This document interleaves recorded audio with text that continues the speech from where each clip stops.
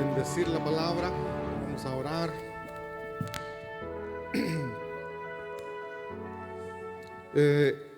Repitamos esto, por favor, mis amados. Dice: creo en un solo Dios, manifestado en el Padre, el Hijo y el Espíritu Santo. Creo en mi Biblia, que es la palabra inspirada y revelada por Dios para conocer y hacer su voluntad. Veraca es mi casa espiritual donde le sirvo y estoy siendo preparado para el zarpazo. ¿Cuántos están siendo preparados para el arrebatamiento? Amén. Gloria a Dios. Oremos. Padre que estás en los cielos, gracias, papito amado, gracias, Señor, por bendecirnos, por darnos este privilegio hermoso de estar en tu casa. Gracias, Señor, porque nos has traído a tu casa. Gracias, Señor, porque tu Espíritu Santo nos ha hablado, nos ha sanado, nos ha purificado, nos ha hablado, Señor. Gracias, papito amado, porque sé que tú estás haciendo tu obra perfecta en cada uno de nosotros, Señor. Ahora, Señor, nos preparamos para oír tu palabra. Te suplicamos, Señor, que tu Espíritu Santo nos hable a cada uno de nosotros, Señor. Que sea tu Espíritu Santo convenciéndonos, que sea tu Espíritu Santo hablándonos desde lo más profundo de nuestro ser, Señor. Y que tu palabra quede escrita, quede grabada en nuestros corazones, Señor, en el nombre de Jesús. Gracias, gracias, papito amado. Amén, amén y amén. Ahora sí, dale otro fuerte, pero fuerte aplauso a nuestro Señor. Gracias, hija. Quiero darle la bienvenida a mis hermanos, la familia Marcos, que yo sé que ellos ya regresaron, ¿verdad, mis hermanos? Bienvenidos, mis hermanos, esta es su casa. Siéntanse gozosos de estar en la casa del Señor. Creo que no hay nadie que nos visita por primera vez, ¿verdad? No hay nadie, ¿verdad? Si miran a alguien por ahí, despiértenlo y díganle: bienvenido a la casa del Señor. Bien. Sí estamos gozosos, ¿verdad, hermanos? Muy bien. Hemos venido hablando, espero que no se me vayan a aburrir, mis hermanos. Ya llevamos con esta la prédica número 6, creo yo. Ya me confundí, no sé cuántas llevo. Bueno, primero hablé de manera general sobre las manchas. Después hablé sobre la mancha de la iniquidad, la mancha de los Baales, la mancha de la sangre. Y ahora tocaría las manchas en las manos. Hablar de manchas en las manos. Hermanos, nuestras manos se manchan y cualquiera diría: pues entonces me voy a ir a lavar, ¿verdad?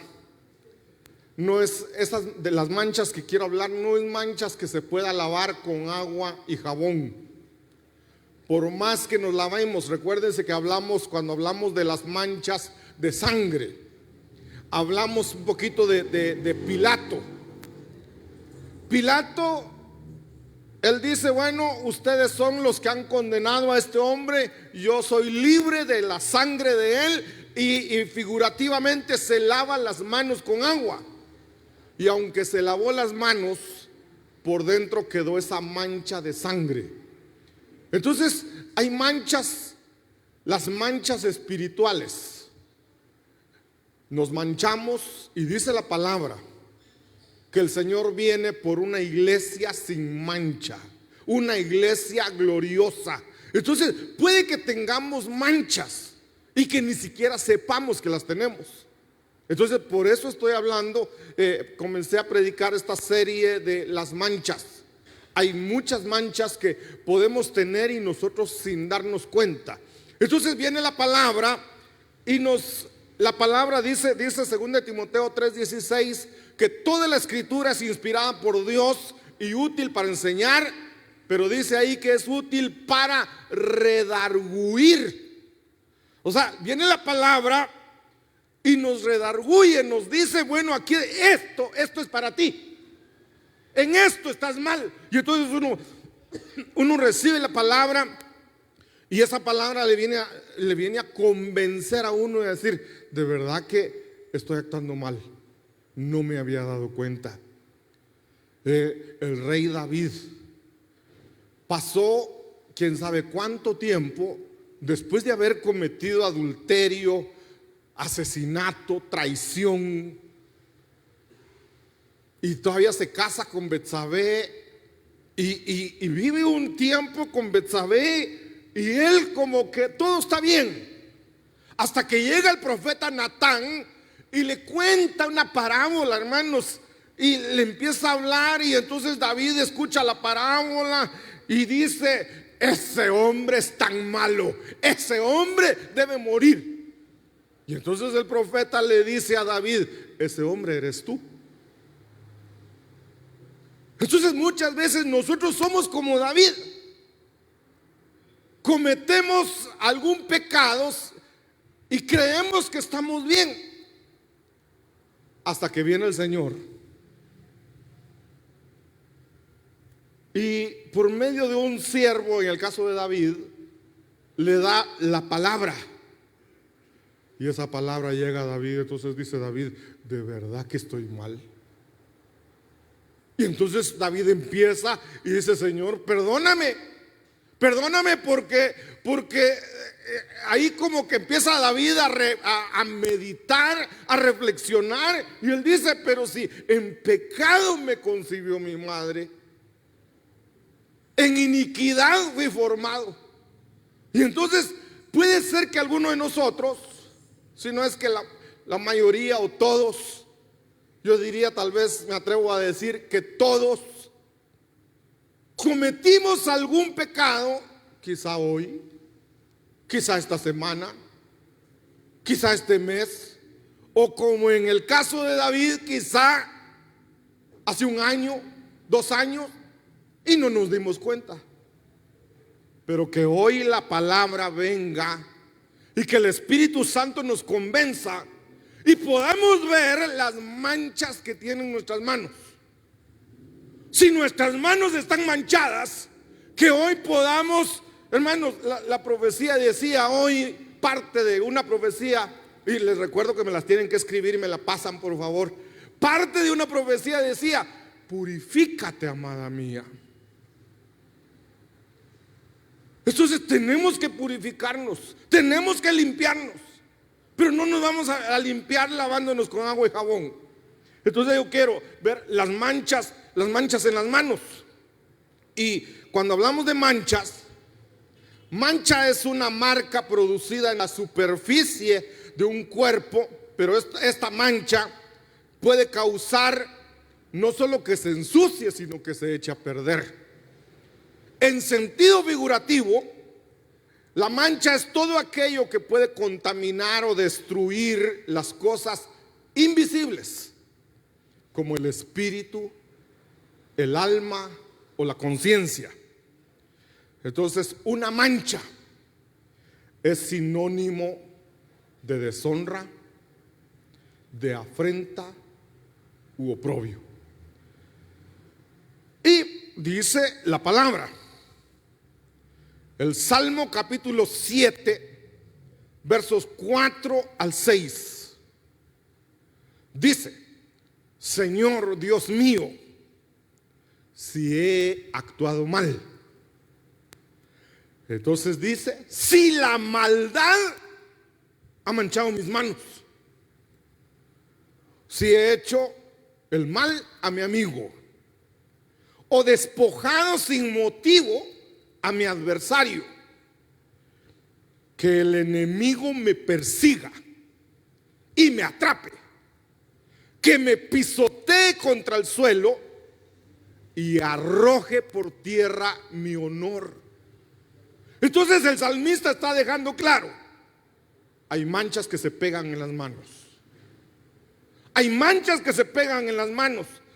Y cuando hablamos de manchas, entonces ya dijimos, no es algo visible, viene a ser espiritual, pero que empieza a destruirnos.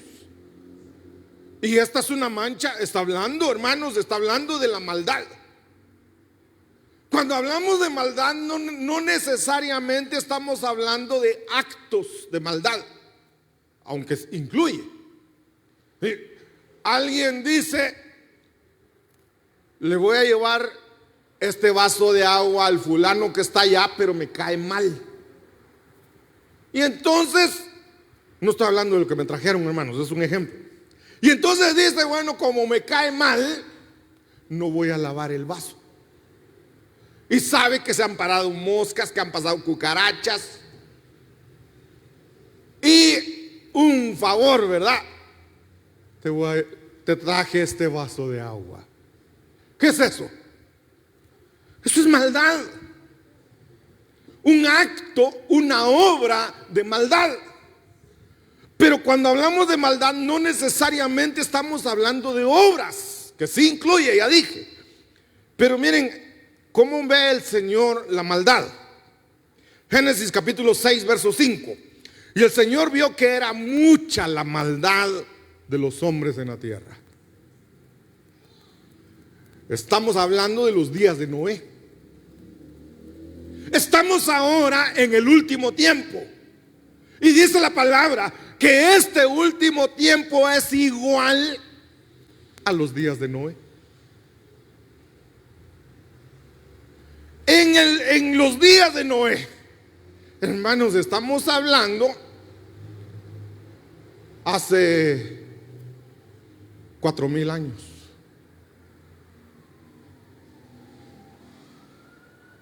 Hace 4,000 años dice la palabra que había maldad, mucha maldad en la tierra. Y eso se ha multiplicado. Entonces ahora estamos viviendo eso también. Y entonces el Señor dice que toda intención de los pensamientos de su corazón era solo hacer siempre el mal. En la mente, en el corazón estaba el deseo de hacer el mal. Yo me pregunto, y me pregunto yo para que se pregunten ustedes también, ¿verdad? ¿He tenido pensamientos de maldad? ¿He tenido pensamientos de maldad? Contestémonos. Sí, Milton, hombre, hace ratos estabas pensando tal cosa. ¿Va? ¿Te ha cruzado un pensamiento de maldad? Porque, hermanos, estos últimos tiempos son así. Y a causa del pecado, de la maldad, el amor de muchos se enfriará. El amor se está acabando, hermanos.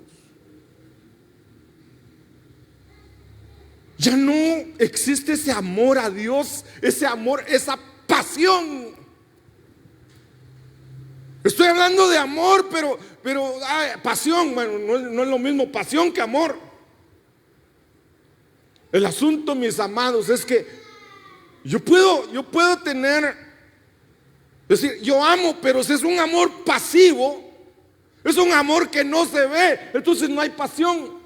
Cuando hay pasión, hermanos, hay un fuego. Necesitamos ese fuego en nuestro ser.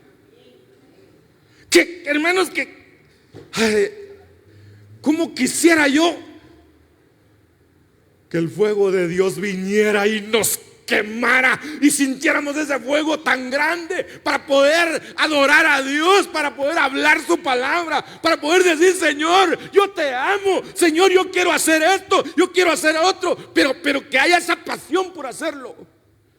A veces, hermanos, en el mundo cristiano, no estoy hablando de Veraca, estoy hablando de la iglesia en general,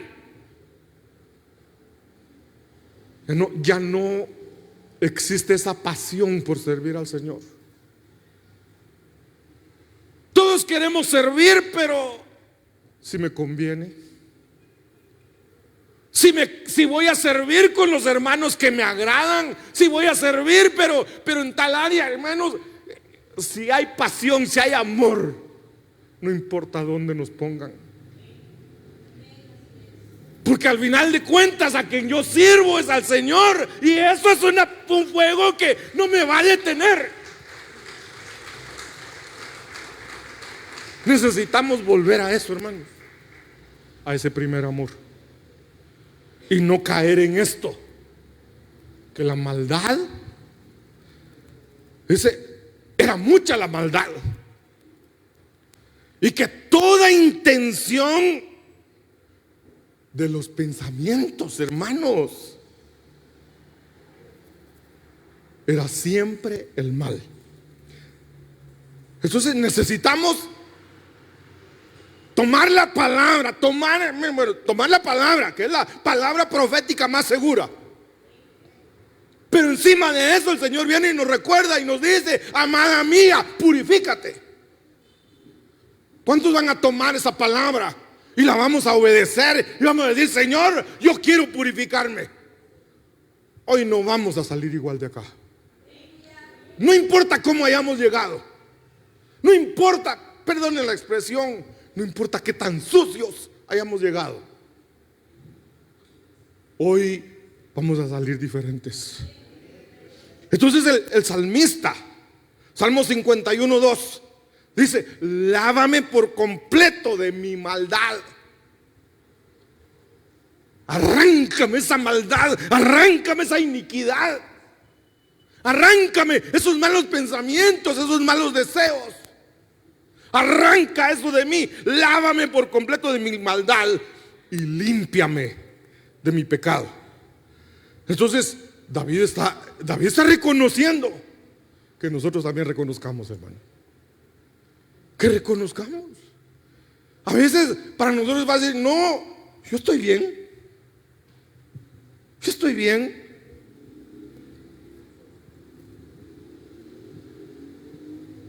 A veces uno le pregunta a la gente: ¿cómo estás? Bien. Y espiritualmente, bien.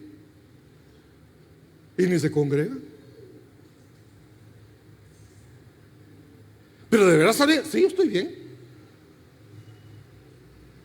Como que estar bien es simplemente no cometer pecados. Tal vez son aquellos pecados que todo el mundo los ve. Hermanos, hay pecados que son muy visibles. Imagínense un hermano que se ponga a fumar, todo el mundo lo ve. Ay, el hermano fulano está en pecado. Se echó su cigarrito. Tal vez se escondió y ahí escondidito se echó su cigarrito, y cuando uno da: ¿qué tal, hermano? ¿Cómo está? Bien. Hasta un mito sale de la boca, ¿va? Uno dice: este estaba fumando. Son pecados visibles. Y entonces todo el mundo dice: fulano es un pecador. ¿Y yo? Ay, yo estoy bien. ¿Seguro? Sí, estoy bien. No ora, no adora, no lee la palabra, no se congrega. Y como decía Génesis, malos pensamientos.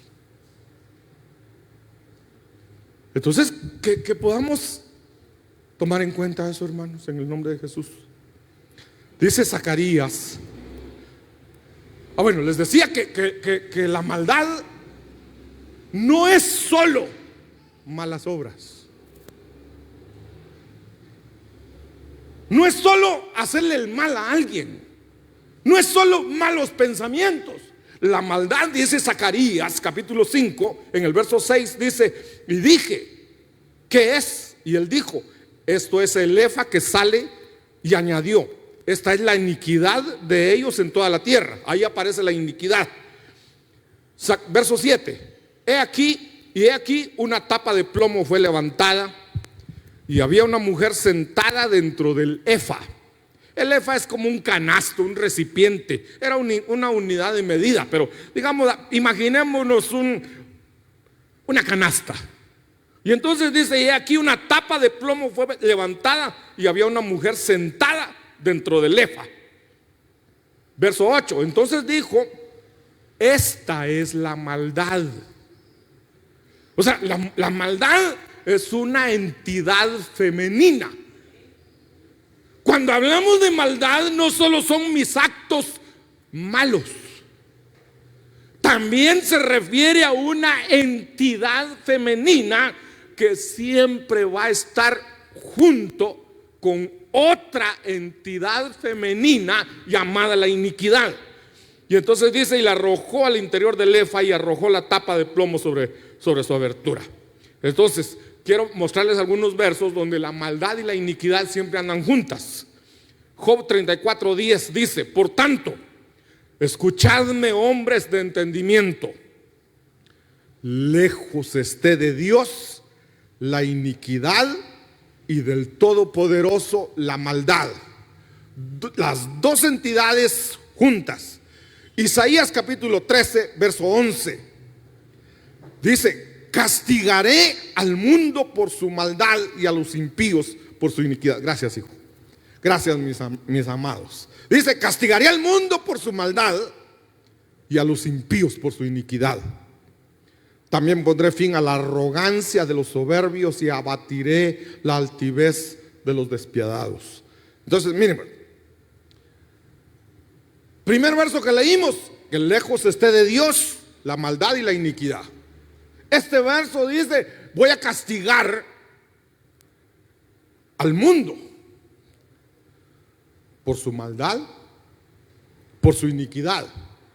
Cuando habla de maldad, está hablando de arrogancia, está hablando de soberbia, altivez y despiadados.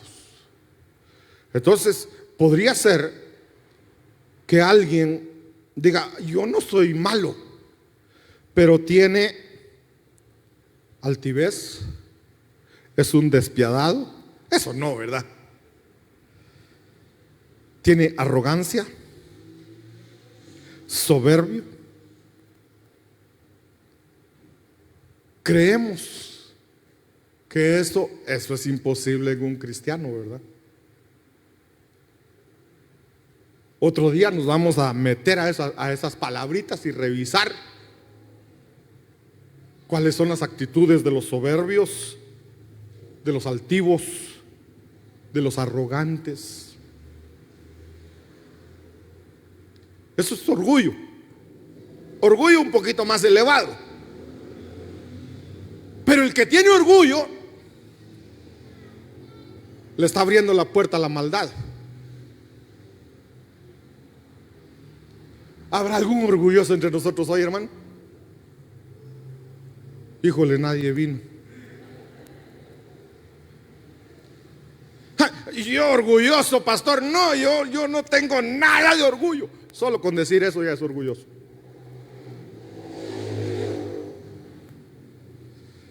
Bueno, dejemos el orgullo ahí por un lado. Jeremías capítulo 33, verso 8. Bien, el Señor tan lindo, ¿verdad?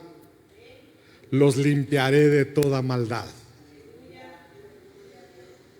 que cometieron contra mí, y perdonaré todas las iniquidades con que pecaron contra mí y con las que se rebelaron contra mí. Entonces cometemos maldad contra el Señor, pero el Señor dice: los voy a perdonar. No se preocupen, los voy a perdonar. Hoy el Señor nos está diciendo: si hay maldad en tu corazón, hoy te voy a perdonar. Dale un fuerte aplauso a nuestro Dios.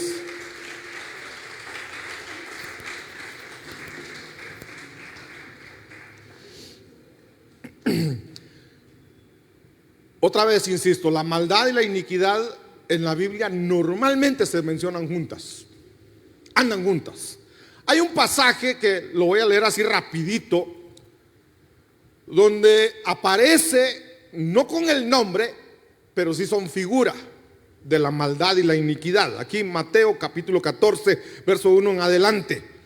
Por aquel tiempo, Herodes el tetrarca oyó de la fama de Jesús y dijo a sus sirvientes: este es Juan el Bautista, él ha resucitado de entre los muertos y por eso es que poderes milagrosos actúan en él. Porque Herodes había prendido a Juan, lo había atado y puesto en la cárcel por causa de Herodías, mujer de su hermano Felipe. Porque Juan le decía, no te es lícito tenerla. De plano era su cuñada, era la mujer de su hermano y se quedó con la mujer de su hermano. Va. Pero dice el verso 5, y aunque Herodes quería matarlo, tenía miedo al pueblo porque consideraban a Juan como un profeta. Pero cuando llegó el cumpleaños de Herodes, la hija de Herodías danzó ante ellos y agradó a Herodes.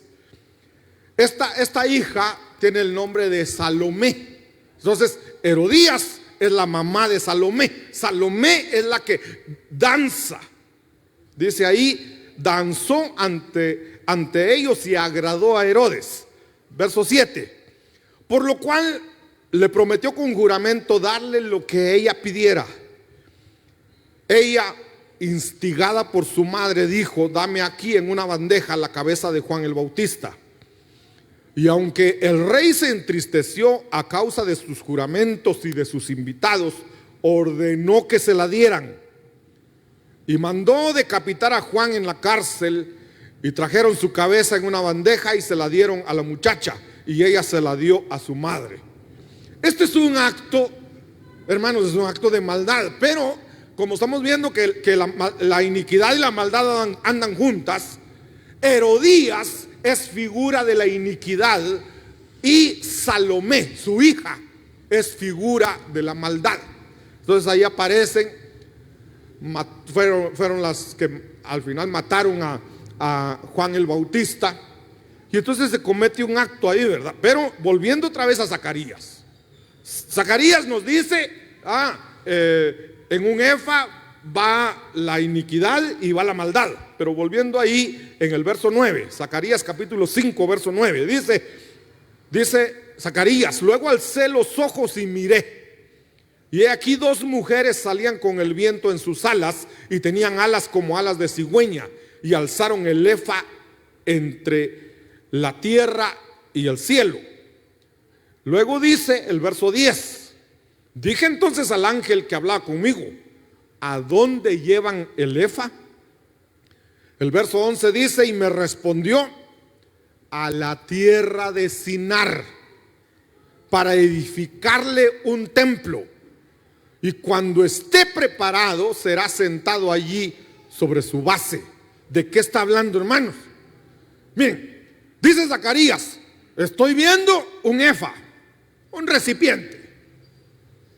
El efa lo llevan dos mujeres. Esas dos mujeres son la maldad y la iniquidad. ¿A dónde lo llevan?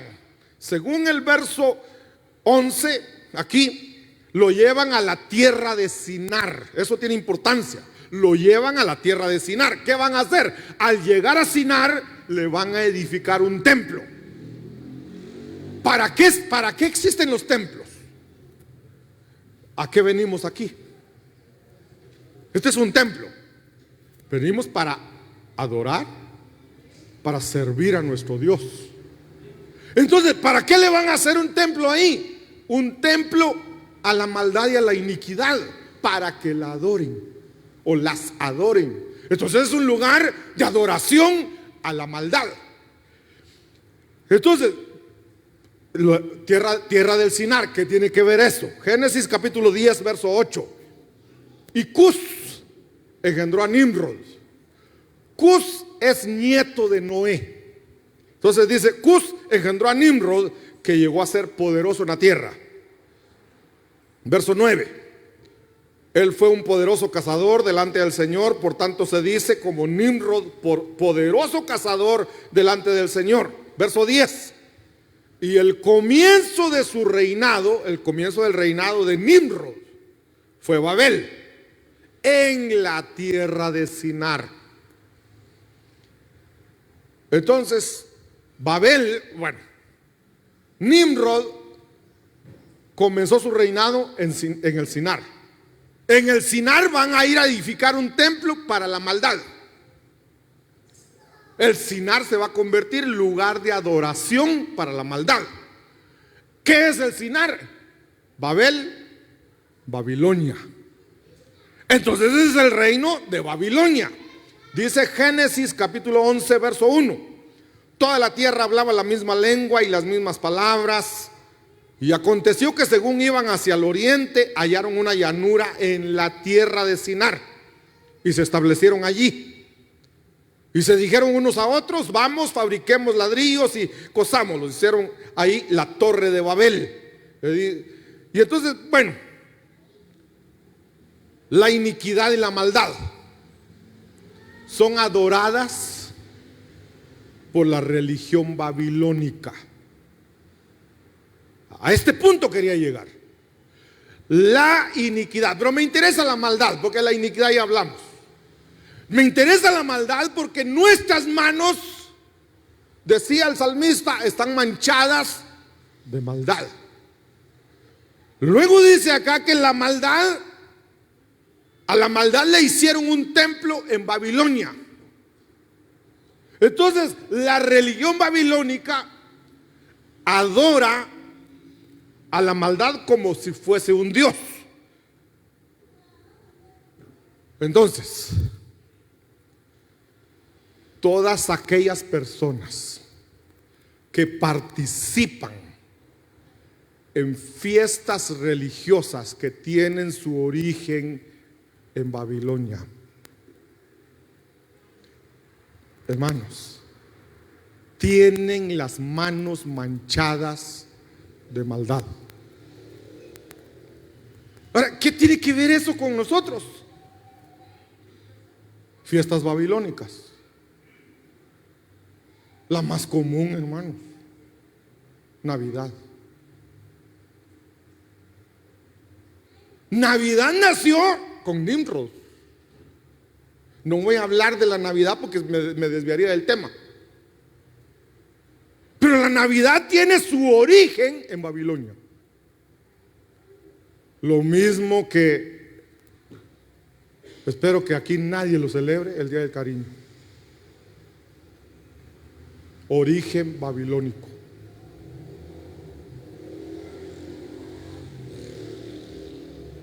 Entonces, hermanos, mencioné dos, pero Semana Santa,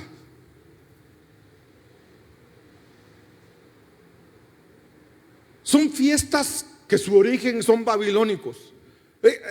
Pero no, pastor, la Navidad es el nacimiento de Jesús. Sí, Semana Santa es la muerte de nuestro Señor Jesucristo. Hay que celebrarlo. Y la Biblia dice que celebramos su muerte con la Santa Cena. No que nos vayamos a emborrachar al puerto, no que nos vayamos, hermanos, como ya pasó, la Semana Santa es cuando más pecado se comete. ¿Por qué? Porque es una fiesta cristiana. Igual que la Navidad es una fiesta cristiana. ¿Cuándo el mundo va a celebrar una fiesta cristiana? Entonces, todas las fiestas babilónicas están disfrazadas de cristianismo para engañar al pueblo de Dios y mancharnos las manos de maldad. Podría ser que alguno de nosotros tenga manchas en las manos. ¿Y qué tienen que ver las manchas?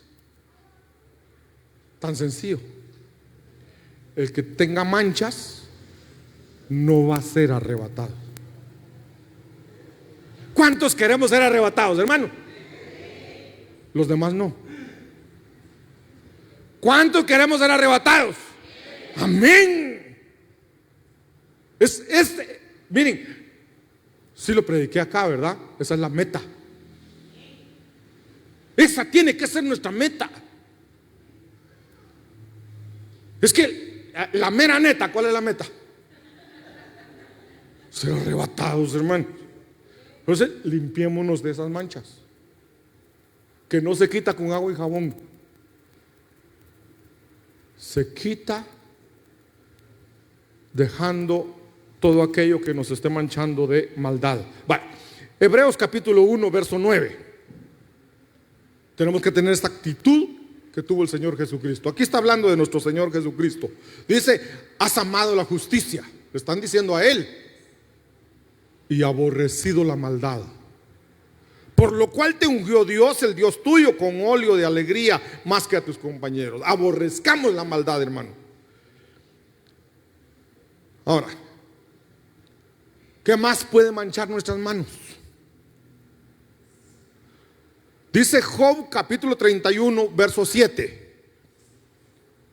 Si mi paso, si mi caminar, si mi forma de vida, dice, si mi paso se ha apartado del camino, si mi corazón se ha ido tras mis ojos, si alguna mancha se ha pegado a mis manos,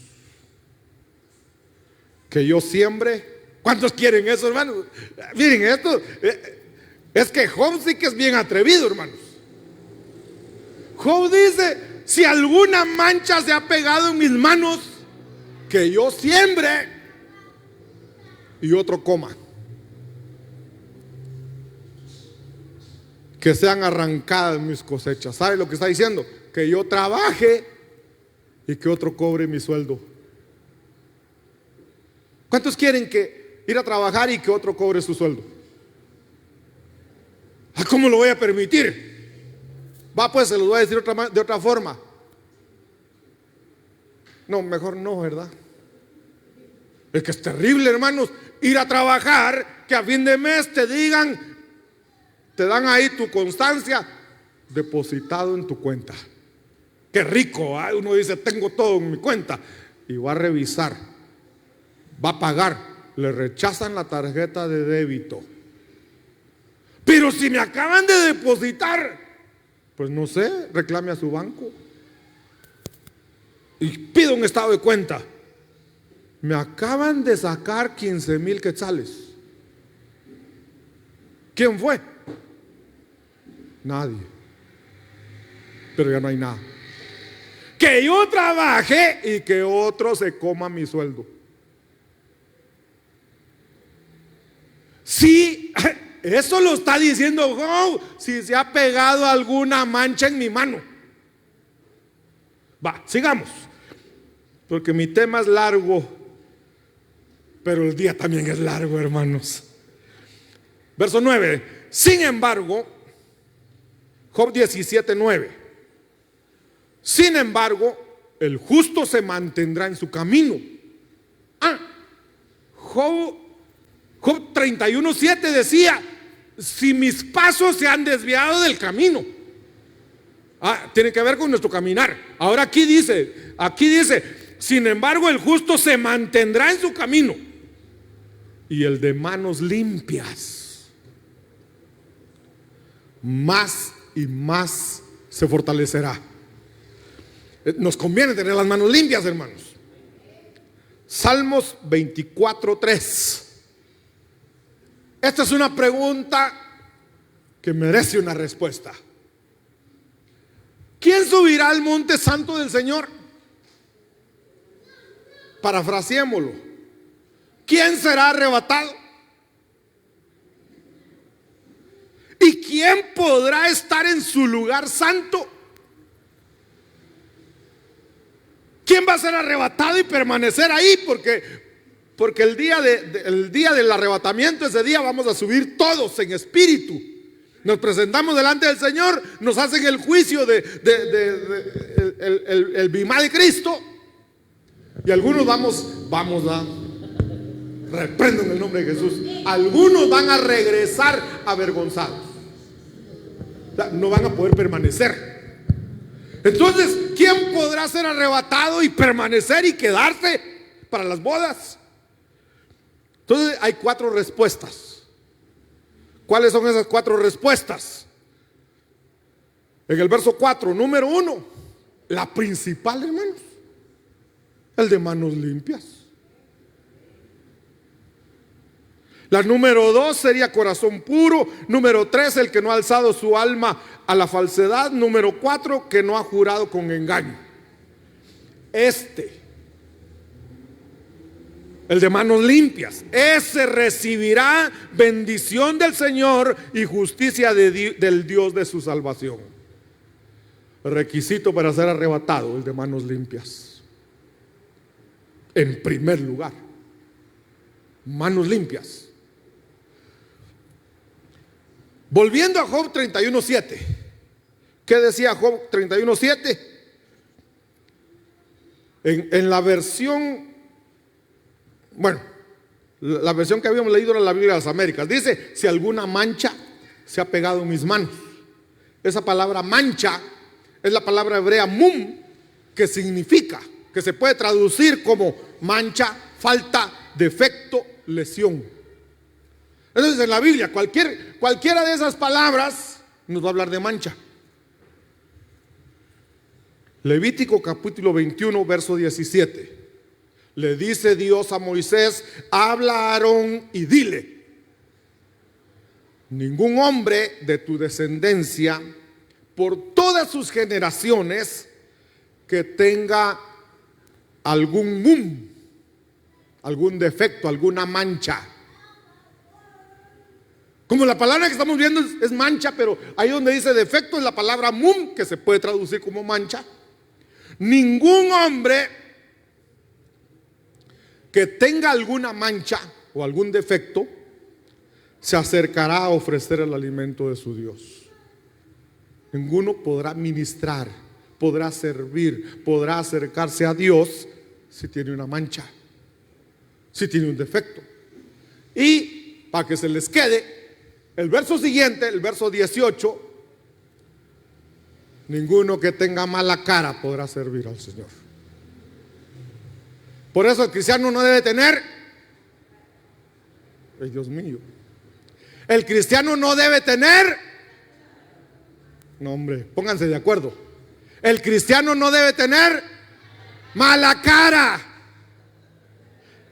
No es que no sea feo, que no sea mal encarado. Va, pero ese es el verso 18, ese es tema de otro costal. Entonces, ninguno que tenga algún defecto, igual mancha. Entonces, dice el verso 19: ni hombre que tenga pie quebrado o mano quebrada. Como este es un defecto, mano manchada. Pensemos en alguien que tiene una mano quebrada. ¿Alguien se ha fracturado la mano? Que levante la mano. Ya sanaron, ¿va? Por eso la pueden levantar. Hermano, nadie que tenga una fractura en la mano va a poder hacer eso. Va a poder hacer esto. Va a poder hacer esto. Ni para dar, ni para recibir. Entonces es necesario que nuestras manos estén bien, que no tenga defecto, que no esté mala, que no esté manchada, que no esté quebrada, que no esté rota. Porque una mano manchada es igual a una mano que no puede bendecir, que no puede abrazar, que no puede acariciar, que no puede saludar, que no puede recibir ni dar. Por eso el Señor dice: no puedes tener la mano con defecto. Entonces, Lucas capítulo 16 verso 8. Está ahí un hombre de la mano seca. Están los fariseos esperando a ver qué va a hacer él, y Jesús lo sabe. Entonces dice aquí Lucas 16, 8: pero él sabía lo que ellos estaban pensando, y dijo al hombre que tenía la mano seca: levántate y ven acá. Y él, levantándose, se acercó, y después de mirarlos a todos a su alrededor, dijo al hombre: extiende tu mano. Hermano, alguien de mano seca no puede mover la mano. Extiende tu mano. Y él lo hizo así, y su mano quedó sana. Entonces, mis hermanos, necesitamos que el Señor sane nuestras manos. Y el Señor ya lo dijo: hoy te voy a sanar. Hoy voy a perdonar todas tus maldades, todas tus iniquidades. Hoy nos va a limpiar de toda mancha. Pero lleguemos al punto. Volviendo a Job 31:7. Decían que si alguna mancha se pegó a mi mano. Pero en la versión Castilian dice: si a mis manos se adhirió mancilla. Me estaba recordando que yo conocía a un cliente de apellido Mancilla. Y que aparece su apellido en la Biblia, dije yo. ¿Habrá algún Mancilla aquí? Antes de hablar de Mancilla. Miren pues, si a mis manos, si mi mano está manchada de mancilla. ¿Qué es mancilla? Para tener idea, Hebreos capítulo 13, verso 4.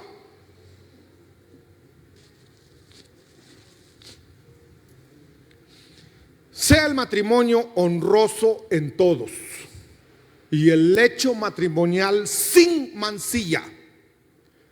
Y entonces aquí nos dan un detalle de qué es mancilla. Porque a los inmorales, a los adúlteros, los juzgará Dios. Entonces, está diciendo, si en mi mano se pegó mancilla,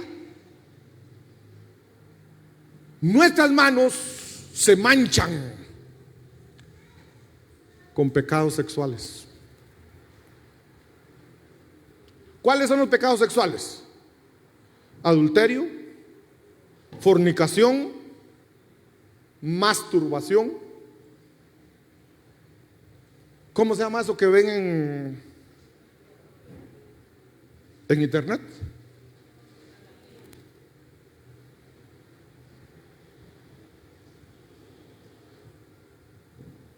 Pornografía.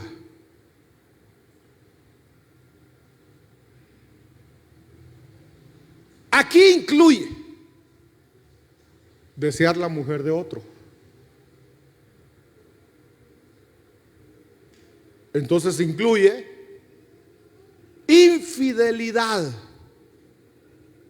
con el pensamiento, con la vista, con el corazón. Entonces vuelvo a preguntar: ¿habrá alguno que tenga la mano manchada? Porque aquí, como dice, el hecho matrimonial. Solo los casados, ni qué casados ni qué nada.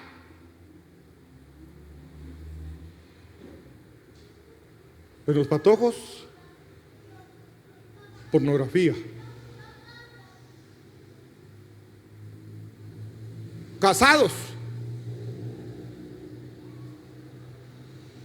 Por ahí hace años vi un artículo que decía: el 80% de los casados practica la masturbación.